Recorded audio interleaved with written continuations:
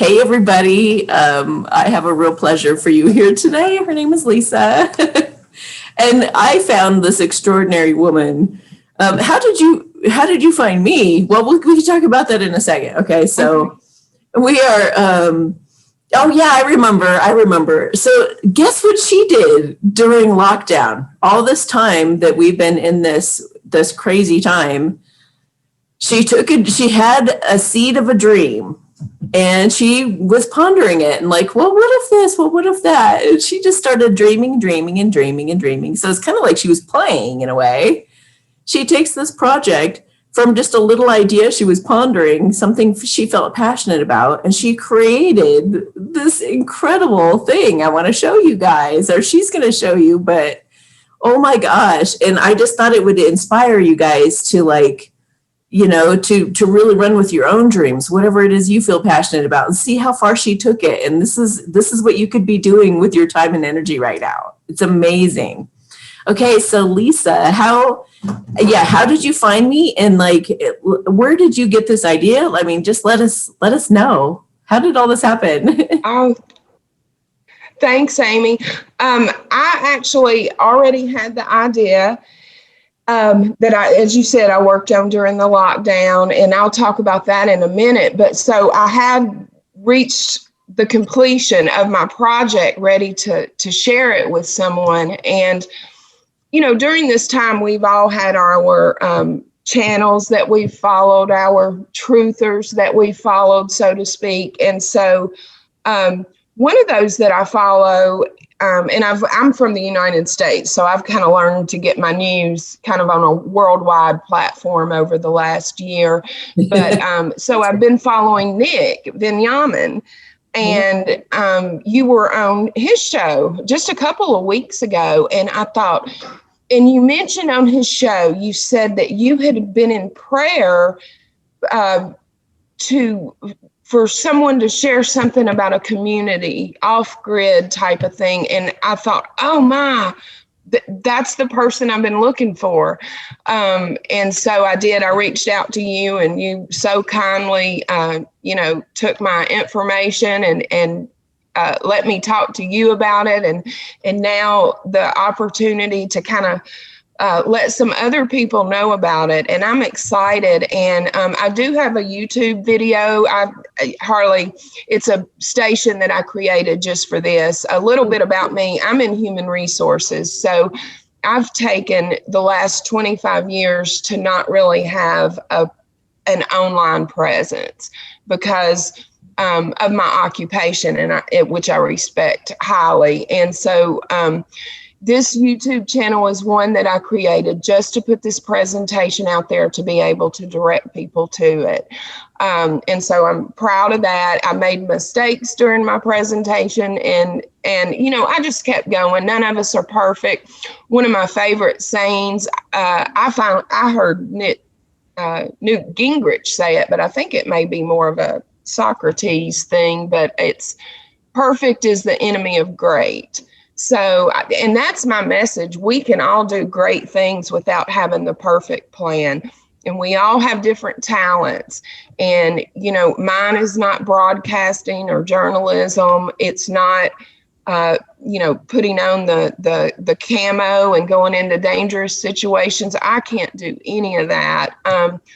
But what I do have is a 30-year HR career where I've made staffing plans. I've been on the ground level of businesses and been founding partners of businesses along the way. And then I love to create things. And then maybe it's kind of the little girl in me, building a town or building a dollhouse. I just started taking all of these ideas that I had with my past human trafficking interest and volunteer work that I did there years ago, and then putting my talents, my professional talents from an HR. And Amy, I'm kind of rambling on, and I'm going to show my presentation, but this is what we're all being called to do.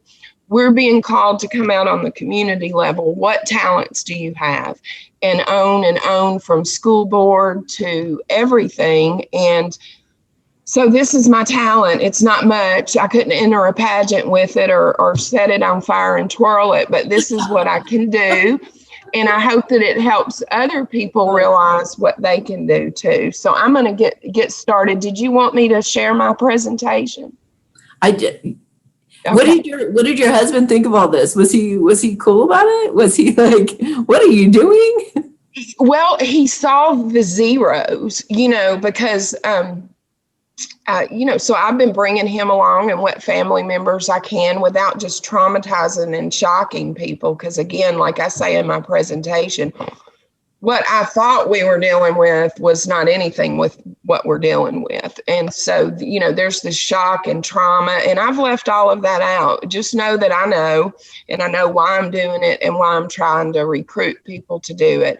But, it does have a price tag. And so for people that don't know about the humanitarian funds that are going to be available, it's just kind of like, even my mother, it's like, that's a big dream and never give up. And it is a big dream, but there's a way to make it happen, not just for me, but for other people that want to be part of the change. And so he is, proud of my video, proud that I finally got it made, that I finally, was the humble person I am and just accepted all of the imperfections and just got it out there. So, but he still sees the price tag, as many people do. And that's why I made it adaptable, where it could be, an eighth of the size that what I present. That's awesome. That's awesome. Okay. So, and did you purchase that thing? So I have not yet, but I have identified the one that I am. Yeah. And so, I have questions and I'm doing my research, but it's kind of like what we talked about. I just want to be in the door. Yeah. If any of you, like going forward, if you have like a Zimbabwe note or something, these humanitarian projects are going to be available. And some people have bought those Zimbabwe notes and they don't have a clue what they're going to do with them. And they could very well remember this video and come back and try to contact you because they really align with it. And they're like, oh my gosh, I didn't think in a million years it would actually pay off. And now I've got, all this money, and I'd love to be a part of this. So this is planting a little seed for those of you who might have gotten those notes and things like that. And the times that are coming I don't think that money's going to be an issue, because the times that are coming are going to, even the government having taken all that money from us all these years, that's going to be coming back. We're all going to be millionaires and it's going to be no big deal. So having said that, yes, let's watch your presentation. Okay, good. If you could share any behind the scenes or why you did what you did, this might be a little different than your typical presentation in the sense that just keeping in mind that our viewers might have an idea, but they don't know how to make it into what you did. So maybe even any kind of hand holding to help them to come up with their own, like, this is how I came up with this, or anything you could offer like that would be great too. Great. That is a great angle to present it in, because, I do have and if you'll enable me to share. Yeah. Because they can go back and watch the longer video where I spin off, but what you've suggested is a great way to do it. Yay. Okay. And let me just get it on the larger slideshow. Okay. Great. Well, we've already been through introduction, so I'll just skip over this part. But like I said, my project is related to human trafficking survivors and aftercare. In my video, I talk about some other ideas, and I'll go over that in a minute. But so again, this began in 2015 for me, this desire to help, and this model that I'm going to run through, it came to me in pieces. But first of all, let me tell you a little bit about the community. the ELMS, and it's an enclave community. And I use the ELMS as an acronym for what the community is founded on, which is ethics, love, morality, and spirituality. And the model that encompasses this is the REO model.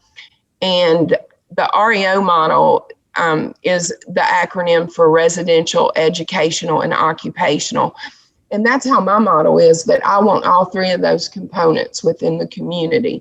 Someone else's model may not have the occupational component, or if it's geared towards older adults, it may not have the educational component, and it would just have the residential, or, you know, a combination of one or all of the three.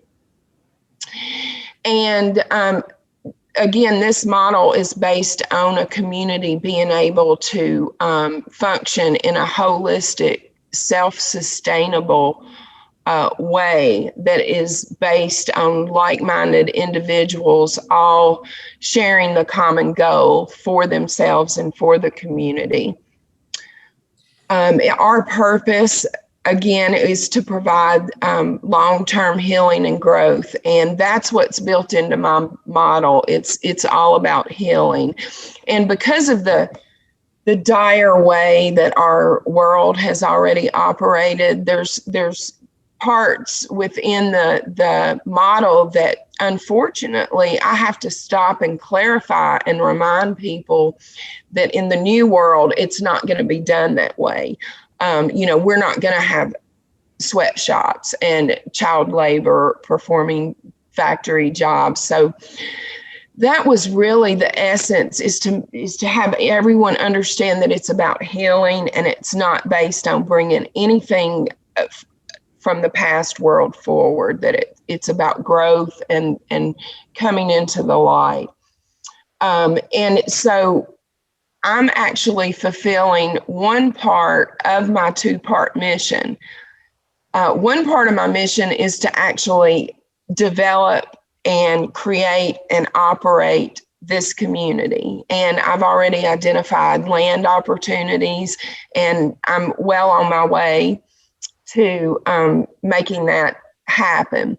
But the second prong of the mission is to make sure that everyone who's interested gets an opportunity to have this model to modify and use on their own, and to do that free of charge. And that's important for me to say at the beginning, because I want everyone to know where my heart is. You know, I'm not doing this for any reason other than I want to do my own community. And then I want everyone who has any way to have funding and has the heart that is speaking to them to do this, to at least have a way to get it started. And so the REO model is just established on self-governship and that vested self-sustainment. And we'll talk about the sustainability of the community and things like that. But it was consciously developed to operate in a participatory manner. So, you know, the residents of the community are 100% on board and fully buy into what the goal of the community is and why it even exists. Excuse me. And then aligning safety is a big thing. And I've solicited some feedback and some thoughts, and everyone, again, you know, thinking of the past world, it's like, you know, the safety of the community. And so that is built within the model. And I do see this as a solution of love, and mine is specifically for human trafficking survivors, but there's an opportunity for anyone to use this model for whatever service group that they're wanting to serve. And I say this in the video, we have a lot of people incarcerated, males, females, juveniles. And there's going to need to be models, because some of those individuals that are incarcerated, whether they're innocent or whether they're rehabilitated, but they have a heart that is going to shine through, and there needs to be a plan for those people that need those services. And, you know, that's not my area, but it's someone else's. And so they could pick this up and use it for that. We know that there's populations that I'm talking about that that come to us from a rescue situation. But when I first got into learning about human trafficking in 2015, they came to them through the police. So these victims had been arrested, and the police had them, but the police had been trained to recognize you know, signs and flags and characteristics of someone that's in the trafficking against their will, and then they spun them off. That's a whole different group than the children that are being rescued. So there's room for, from A to Z, just, you know, people that are coming out of foster care, a million different things. My main philosophy is that when these survivors, rescuees, detainees that have been released, when they come into the community, the liability is on us to make sure that they don't encounter what they've escaped from within the community that's being provided. So that is the biggest component behind the philosophy, is the protection of them. And so we do this through a residential model. The community that I've modeled out, the residents, the maximum occupancy is about 344. And then there are 160 staff positions to operate the community, the occupation, the residential, all parts of the model. And my forecast calls for about 160 positions. And you can see just within those first two bullets, when you look at the age brackets of adults and young adults, that we have about 98 of those that could fill the 160 positions.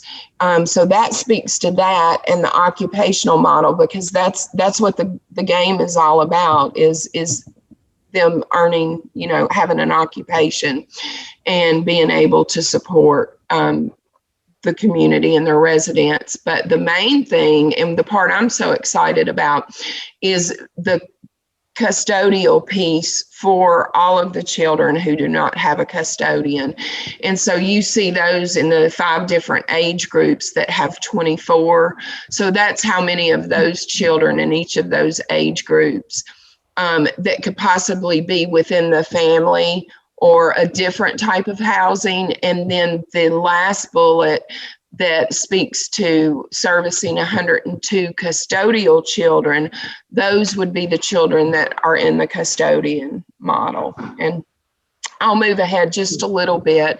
Let me ask you, Amy. Like, how did you come up with those numbers? So for somebody who doesn't know, like, how big or how small to make it, do you go by the land, how much of you know, facility you can have, the size of the facility you can have on the land? I mean, yes. You start there and then kind of go backwards. Yes, that's what I did. And that's how it kind of, it kept getting bigger. And so I based it on, you know, gosh, what could I afford to build?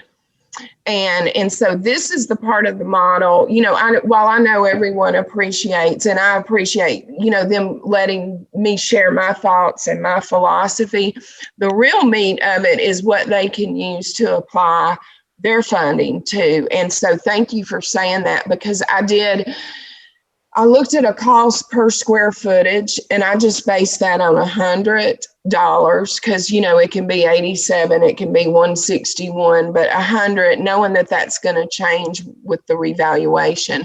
So that's basically what I did, is I established what kind of dwellings and the square footage of those, and then who could fit within those dwellings.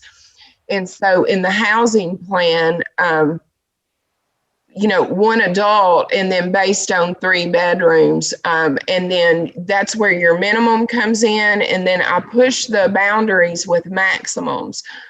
Right now, with all of the different regulations that we face, there's regulations on how many children can be in how many bedroom dwelling and things like that. That may or may not go forward in the future. So I've tried to hit it at both sides to do, you know, a minimum, a max, and then a midpoint on the occupation. But that's what I would do. And then I decided, you know, where the biggest need was. So you can see on this family housing, there's only a total of 14 units. 6 of those units are 3 bedrooms and 8 of the units are 4 bedrooms.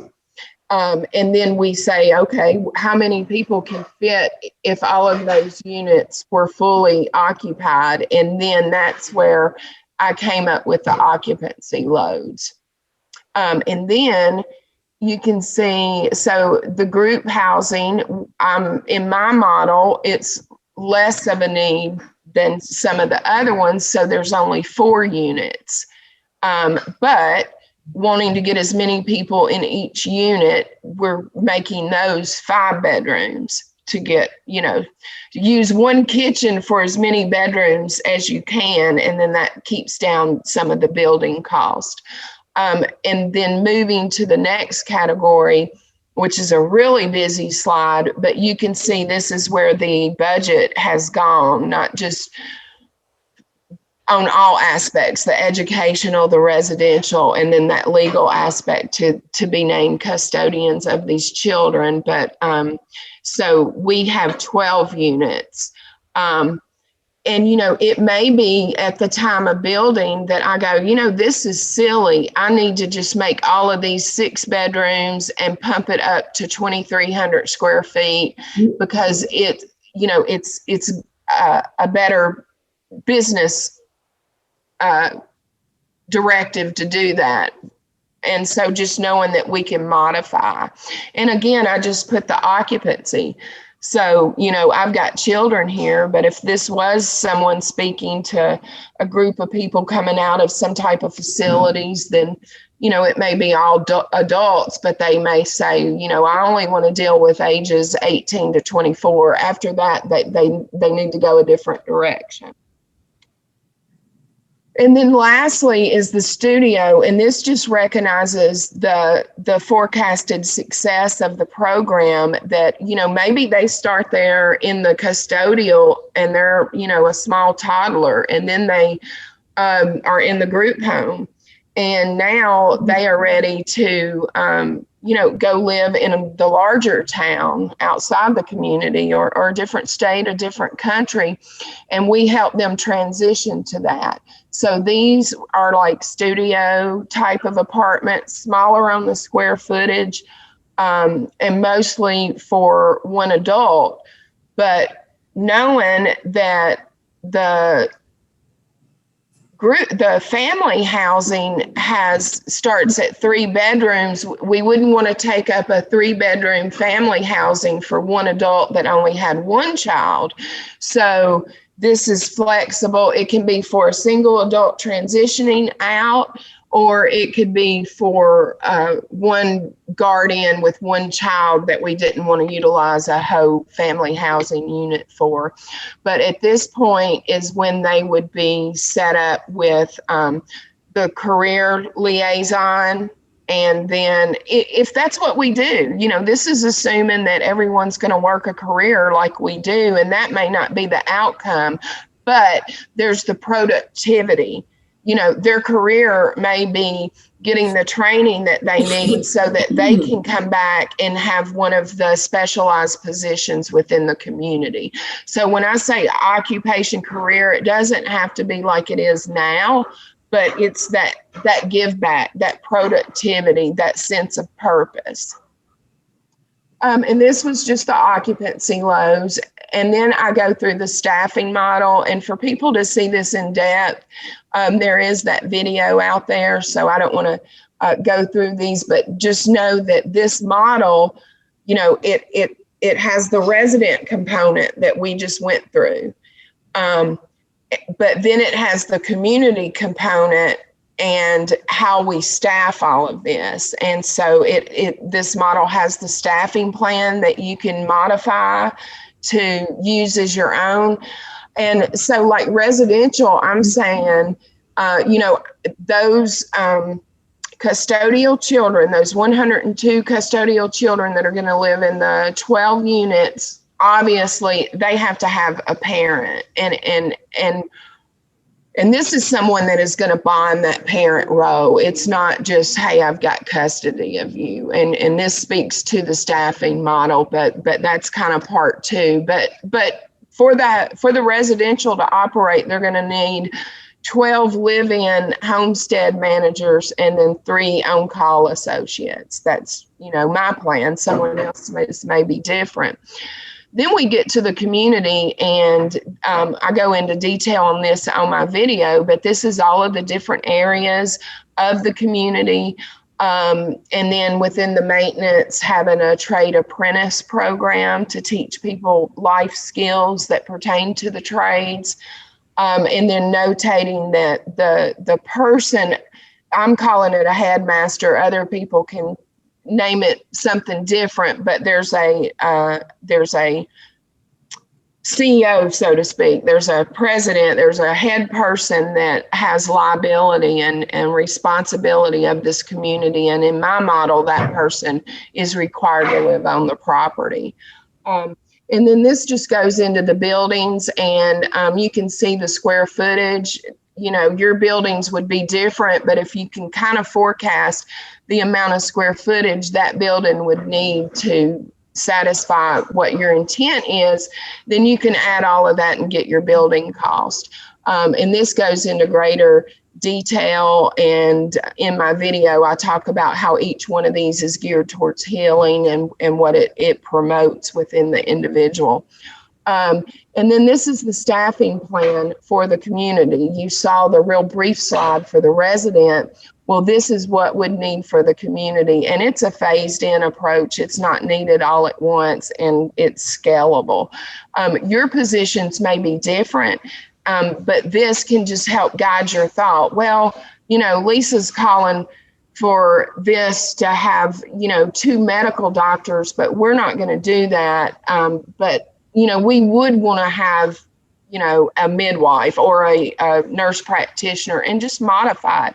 Or maybe you don't have that component at all, so you take it off and it reduces your cost, and or you replace it with something applicable to your project. This continues on. It's the same as the other slide. This is just staffing the community. And this is just all of the buildings that are in the other part. But I want to just pick up on this key building. This is part of the occupational model, and I call it the key building because it's the key to the transition. By the time the residents that are in the occupational model as well as the resident model get to the key building, then they are public facing. They've developed all of their skills. They've developed that they're comfortable performing and interacting and things like that. Or if they're not, they realize that they're not, and then they have opportunities of equal value, but knowing that, public facing is just not for me ever, or I'm not ready for that yet. And then I just talk about kind of, and this is where I give some ideas. I talk about building ground up, but there's going to be lots of opportunities for, say there's a community college that has a real neat campus in a rural area that closed down for some reason. You could buy campuses like that and modify them, retool them. So there's going to, whatever opportunities, who knows what all those could be. And I just briefly show you, and this is very simplistic because, maybe I'm going to do log cabins at my thing, but maybe someone's going to open one up in Florida and do some stucco kind of things. But this just kind of shows you the flow of the community. and the safety of it, seeing that down in the bottom left corner that there's, a security station, it's gated, and things like that I go into later. This is the staffing plan for the administrative staff. This is where those physicians and counselors and things like that would come in. Again, the revaluation. So I don't want to offend anyone by, under bidding what that occupation really truly earns now, or by overbidding, because it's just to get the information out there so people can modify it. And then lastly, I don't talk about my product. In my video, I do say I'm sharing it all. So it's not that I'm afraid of someone taking my product. Please do. And, I have more ideas. So that's fine.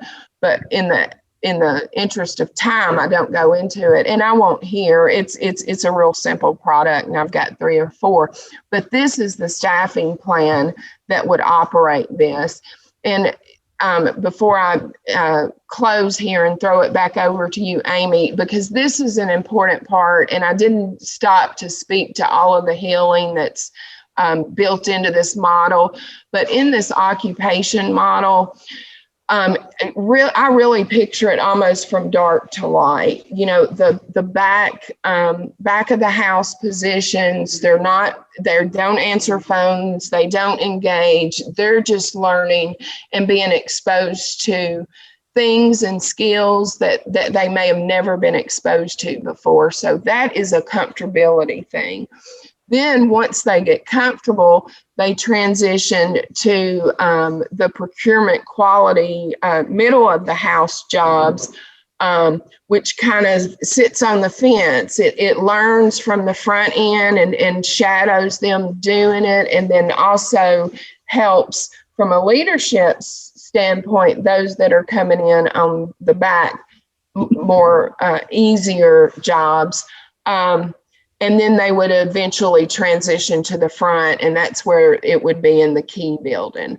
But this just speaks to staffing that operation. And it's really good that I'm not going into my product, because someone else could be making fishing lures, that they already have a patent on, or a whistle, or, who knows, the sky's the limit. But you can apply all of these positions to your occupation model, because they're not drilled down and product specific. They're general. So you should be at least able to get a kind of an idea. And since I'm in HR and do a lot of offers and comp plans, I kind of know what different positions are paid now. And that helps me. And I'd be glad to help anyone with any of this. And I think that's about all. This just totals the 160 positions that I mentioned in the beginning, that potentially we would have 120 of those positions filled by members of the residents. So that's what it's all about. And this is just kind of how that's forecasted. And then lastly is the cost analysis. And this is based on 100%. I have it phased, and then the following slide, I have it based on a 50% implementation.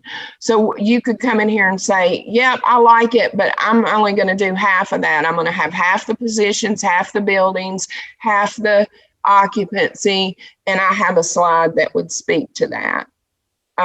Or if you're going to do a quarter. But so it's just based on the best that we can do, not knowing exactly everything. And like I said, all the square footage is based on $100 a square foot. The acreage is based on $1,000 an acre. And so all in my community that I'm looking at is that 19 million, 19.9. But it would be phased in. And so I'll show you this slide talking about how we don't need all of those positions. We don't need a position that's going to be in a building that we haven't even built yet. So there's this phased in approach. And also in this model, and part of the reason that it's so expensive is it does cover the first 12 months payroll for the occupation and the resident and the community. So you could take that first year payroll, which is what I'll be doing, probably out of my model, and then you could reduce your costs like that. But this speaks to that. And then lastly, here was the slide that shows the model using the phased in approach, but only implementing 50% of the model. So that may be helpful to people too. And I'm happy to share this slide deck with you, Amy. So if you get any of your audience that you know want the slides, I think I've proven I'm ready to give away, you know, everything, and so I'm happy to share those. And then just lastly is I'm working on part 2 right now, and that's where I'm going to go deeper into the healing aspects of the way that it's built. And then attaching job descriptions to that staffing model, and then discussing ideas, not just product ideas, but building site ideas. Hopefully we'll have more information about the humanitarian funding grants, where I can just kind of put a quick access where there's links to different things that people can use. And then lastly, talking about, you know, a global approach to this. And I know that your audience does follow a lot of the stations or channels that are globally. So that would be great too, to get it out. And I think I'll stop sharing there, Amy. Okay. All right. Wow. It's a lot. It's incredible. It's incredible what you've put together here. I mean, nice work. Thank you. And thank you for you guys. And I'm from Nashville, Tennessee originally, so you may hear me say y'all. So y'all don't know how happy I was that Amy allowed me to reach out to her and made room in a very busy schedule, not just for today, but conversations that we've had leading up to today. So you are awesome. A blessing to me, Amy, and thank you. I'm glad so much from the bottom of my heart. Yeah, of course. I mean, if anyone wants to run a project like this by me, I will give you any intuitive insights for free, you know, as long as time permits. And this one was so close to my heart. I mean, I had to hear you out. And this is so incredible what you've put together. How do you figure out details like pens and pencils and chairs? And I mean, you could just get lost in a rabbit hole of information. Like, how did you even figure out the cost when it comes to all those little details and things? Well, basically, it's just the staffing and the square footage and the construction, and then I would put all of that in capital expenses. Okay, so yeah, that's because you might change your mind too, and you might decide to go. Yeah, there's so many variables. Mm-hmm. This must have been really fun. Was this fun? It was. Who builds a town, you know, and has a good reason to do it? You know. And what better reason? Because we know, I mean, we see, and I'm going to be finishing up part 2 with, I've been collecting all of the news articles, you know, and this speaks just to my model, I know, but all of the news articles where, you know, it's every day, you know, 135 were rescued, you know, 210 were rescued. And this has been going on for 4 years now. So it's needed. These people need us, and what has been done has to be corrected, and we're the ones alive that are here that have to do it. And I would think that it's expected of us to do it, or we wouldn't be here for it. Yeah. Is there a resource that you can point people to learn more about all you know, about what's happened? You know, I think maybe one thing I could do is just maybe send you some links in an email, and then you could go down in the description and maybe just put those links in the description of this video. It may be after, but if you can go in there and edit it once it's posted, or I'll get them to you fairly quickly, but maybe we could do that and they could start there, because I need to be careful, because some people won't know what they're clicking. And so we don't want to, you know, shock and traumatize anyone.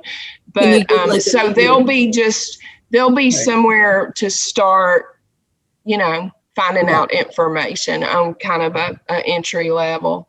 Let's do that. Okay. Can you give a general synopsis, like a general preparation for them to check it out? A lot of them know a lot from watching me. I've been pretty blunt about it. I've been pretty, you know, but. Well, you know, I'm very careful about where I go, because you know, of all of that.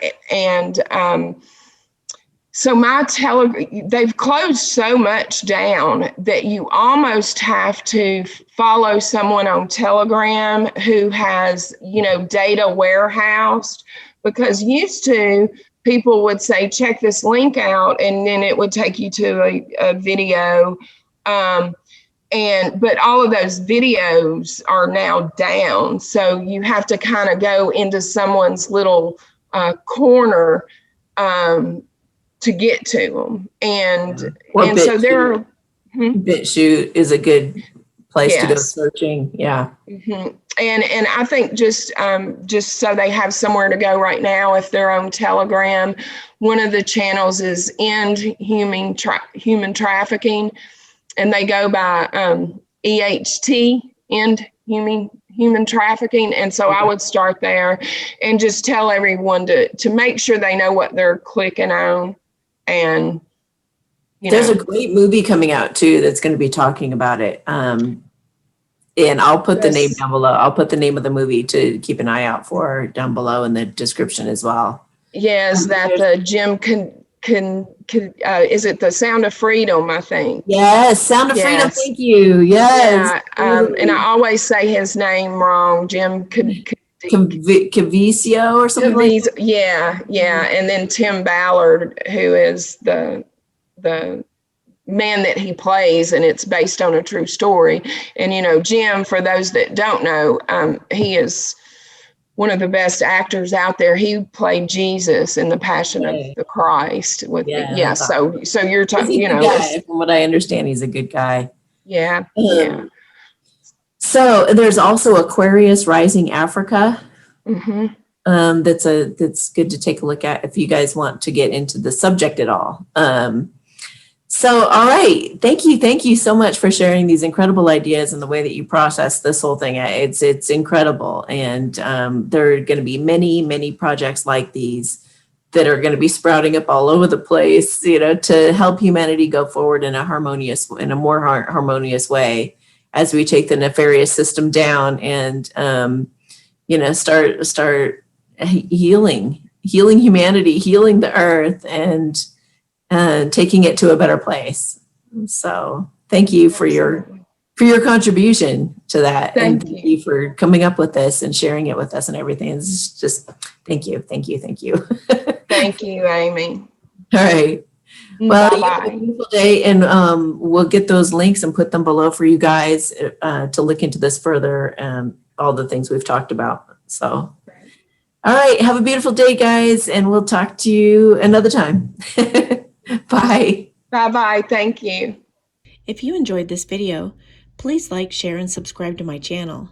If you're interested in getting a reading, you can check out my services at amysatori.com/services. You can also join me on Patreon, where I do a monthly energies reading, pick a deck, messages from spirit, and more. Subscribe to me on alternative channels such as BitChute, Brand New Tube, HugeTube, and the Collective Super Channel if you want to be sure we stay connected. Feel free to follow me on Instagram or reach out on Telegram as well.